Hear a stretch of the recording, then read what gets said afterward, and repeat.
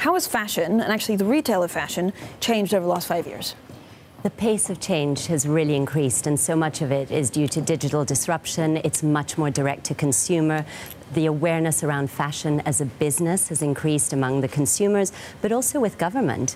Government realizes that fashion as a whole is a big business. It contributes 32 billion to the UK economy. It employs close to 900,000 people, which is in line with the financial industry. So it really is a business to be taken very seriously. And what you see on the catwalks is just the creative expression of it. But underneath, there's a huge operation, a lot of people and a lot of money at stake. I mean, is it easier to be an emerging designer now than it was 10 years ago, or is it more difficult? Like if you see like social platforms, if you see maybe venture capitalists, how tough is it for a young emerging designer? It's always tough, and it always has been, but in a way social media has helped give designers a voice directly to their consumers, and we're encouraging that because it's a way to connect directly with the consumer. And so the challenges are still real. It's a creative industry. The investment ecosystem isn't necessarily there to fund those designers to scale, but it's a lot of what we're helping to boost at the British Fashion Council. Does the industry worry about Brexit, or do they kind of just, focus on the silhouettes and on the products and leave that to the government? It worries a lot about Brexit. It's been a phenomenally creative fashion week, and it's been full of talent, but looming under that, as you said, is Brexit. The industry overwhelmingly voted for Remain. When we polled pre and post referendum in 2016, 90% of our designer stakeholders voted to Remain. And that's because the fashion industry is extremely complex. It's about free movement of people. It's many component parts. You design a product, you manufacture it abroad, you bring it back to put the components together, and then you export it again. And then IP is very specific to the fashion industry.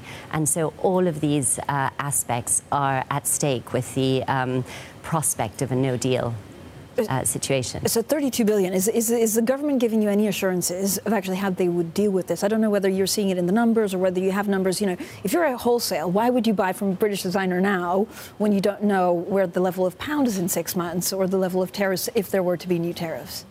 So the British Fashion Council has been engaging with government since 2016, looking at all of these individual aspects. And I don't think any industry has had any assurances about what the outcome could be. But what we're doing is educating the government on very specifics for the fashion industry.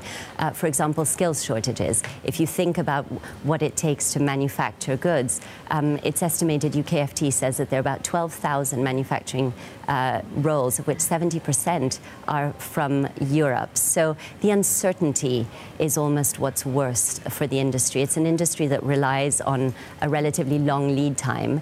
And so, back to your question about whether someone would buy, the creativity and the power of British fashion abroad, it's still an extremely visible industry and one that really flies the flag for brand Britain.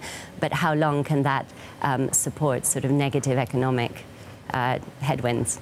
Stephanie, do people care about sustainability? I mean, do consumers actually care? I know there's been loads of incentives from designers saying we're sustainable, we give money back to maybe micro weavers here and there, but does it make a difference to the end consumer?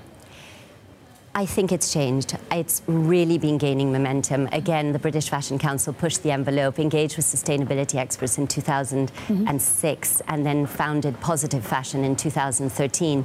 But really, in the last year or so, we've seen a real switch from the consumer asking for more of this. So whether it's about sustainable fabrics in manufacturing or the circular economy and thinking more about how customers can be mindful consumers, the British Fashion Council hosted a partnership with Mother of Pearl designer and BBC Earth, who is responsible for Blue Planet, to really push that agenda and get customers to think more mindfully when they shop.